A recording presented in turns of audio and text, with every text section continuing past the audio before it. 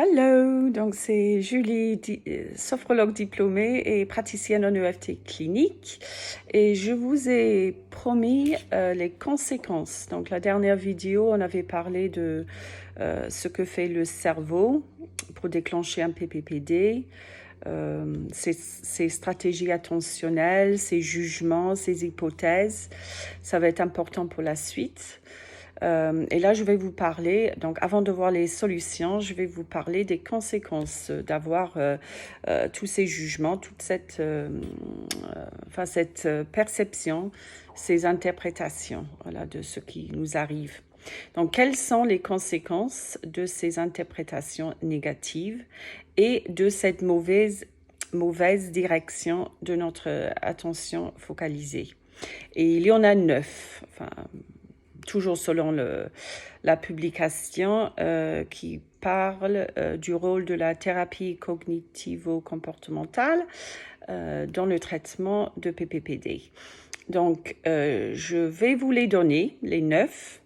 Et après, dans les prochaines vidéos, je vais prendre chaque conséquence et vous donner la solution pour chaque. Donc voilà, j'ai décidé de faire comme ça. Donc, cette vidéo va être assez courte parce que là, je vais vous présenter quand même très brièvement les 9 conséquences. Donc, première conséquence, je l'ai déjà évoqué, ces interprétations impactent notre système nerveux autonome.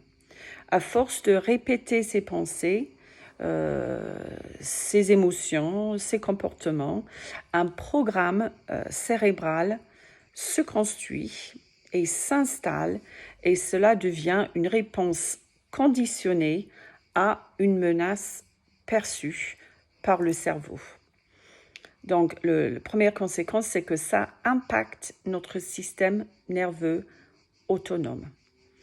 Vous vous souvenez que j'ai dit que nos programmes cérébraux bien installés et automatiques donc, sont 20 fois plus rapides que notre voix rationnelle. Donc, c'est pour ça qu'on se sent démuni en fait devant cette programmation neuronale. Donc, pas la peine de lutter, ces réactions se déclenchent toutes seules. Et comme j'ai déjà dit aussi, notre premier objectif, vous allez voir quand on va voir les solutions, à mon avis, c'est de calmer et de rééquilibrer le système nerveux autonome parce que ce pauvre système est bien impacté par tout ça. Deuxième conséquence, nos jugements, ces hypothèses, ces évaluations du cerveau alimentent nos sensations. Donc ça, c'est pour ça que ça va être très très important de pouvoir se sentir capable de contester, je vais vous parler de ça bientôt, contester ces hypothèses.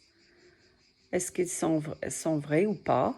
Ça va être le sujet d'une autre vidéo. Parce que nos jugements alimentent nos sensations.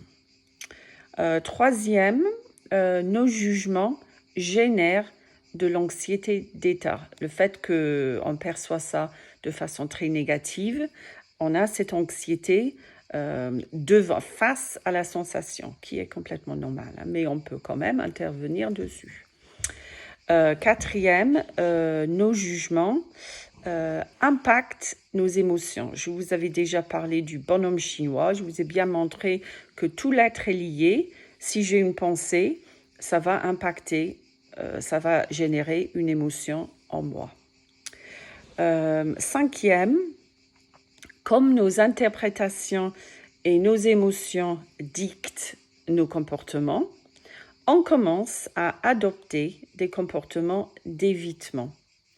Et ça peut même devenir des comportements phobiques parfois.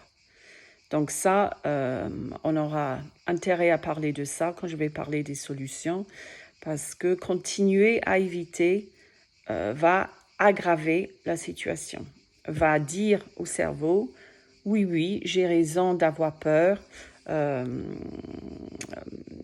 j'évite et voilà, je ne suis pas en danger, donc ça marche. 6e conséquence, on commence des stratégies de contrôle postural. On évite certains mouvements, certaines situations. Donc là, je vais parler de ça aussi. C'est plus le rôle du kiné, bien sûr, mais je vais prendre chaque conséquence après. Donc ça va me faire au moins 9 vidéos.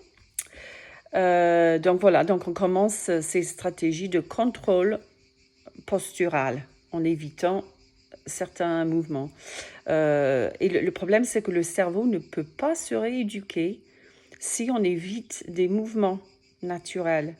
Il a besoin de ces données sensorielles pour réapprendre un processus normal où il va réapprendre à filtrer les sensations de vertige, d'étourdissement. Donc, et en plus, si ces stratégies d'évitement perdurent dans le temps, le cerveau ne pourra pas, donc, comme j'ai dit, faire sa mise à jour. Et en plus, ça crée des raideurs, surtout au niveau des cervicales, on évite les mouvements de la tête, la tension musculaire en général. C'est pas du tout bon pour nous. 7e conséquence, par rapport à nos stratégies d'attention modifiées, donc je l'avais déjà dit, on devient hypersensible, hypervigilant à la moindre sensation désagréable. Vous vous souvenez de l'amygdale, donc le cerveau émotionnel, c'est pas les amygdales, mais l'amygdale dans le cerveau, en mode alerte. J'ai beaucoup parlé de ça aussi dans les vidéos précédentes. Le problème, c'est que si on est vigilant et on est constamment en train d'essayer inconsciemment hein, peut-être, de détecter les sensations, on a plus de chances, bien sûr, à les trouver. Si on cherche quelque chose, on a beaucoup plus de chances à le trouver. Donc, le résultat, c'est une mauvaise interprétation de ces sensations, de nos sensations pures, un jugement erroné. Donc, ça, c'est une conséquence grave parce que vous voyez, c'est pour ça que ça alimente le syndrome. 8e conséquence, le cerveau peut commencer à s'appuyer davantage sur le système visuel, par exemple. On parle souvent de dépendance visuelle. Donc, et là, une fois que le cerveau s'appuie davantage sur le système visuel, on peut avoir un conflit sensoriel et ça peut provoquer les vertiges visuels.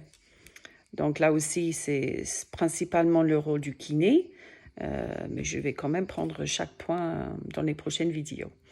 Et dernier point, il peut s'appuyer moins sur le système proprioceptif.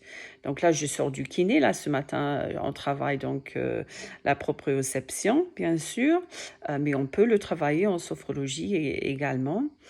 Donc ça, c'est une conséquence aussi très importante. Donc, 9 conséquences qui veulent dire que ce syndrome perdure dans le temps. Et je vais donc commencer dans les prochaines vidéos à traiter chaque conséquence et parler des solutions. Enfin, j'espère pour vous. Voilà, c'était la 2e vidéo de la journée. Et puis, à très bientôt. Courage à tous.